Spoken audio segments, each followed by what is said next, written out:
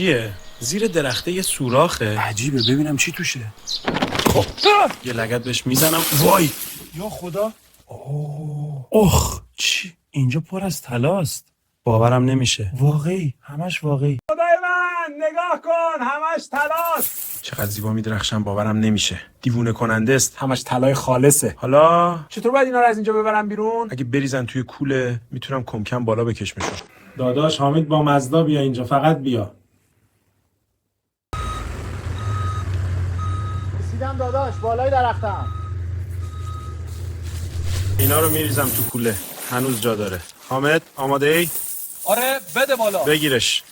گرفتم. سنگینه، حواس خالیش باشه. کن و برگردون. چشم آماده است، میفرستم پایین. گرفتم. دوباره پرش میکنم. خدایا شکر. داداش حامد بریم سری.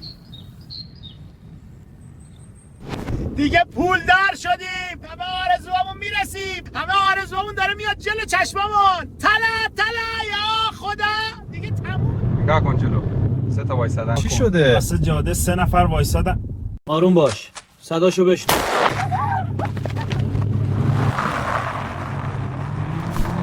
حامد فکر میکنی برسیم؟ برسیم یا نباید برسیم. فقط نگهدار پاتو رو دل و رودم ریخته پایین، سرعت و ول نمیکنه. خوبه جاده خلوته. 2 دقیقه دیگه هم که او جلو. خونه است. تقریبا رسیدیم. نگاه کن جلو همون خونه است. مستقیم برو. دیگه چیزی نمونده. آره جاده خلوت بود. نگاه کن. اون جلو کلبه است. میبینی؟ دیدمش. بریم پیاده شیم. مواظب باش طلا پیدا نشه. خیالت راحت. برو داخل. باشه. پرده ها رو بکش. نمیخوام کسی بفهمه اینجایی. حله. حالا باید تا شب صبر کنیم.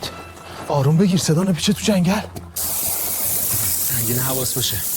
بذار رو همین تپه، بعدی رو میاریم. ببین چه برق میزنه، آدم دلش میلرزه. همش بشه یه کوه طلا. شنیدی؟ چی شد؟ یه سایه بود پشت بر. راست میگی؟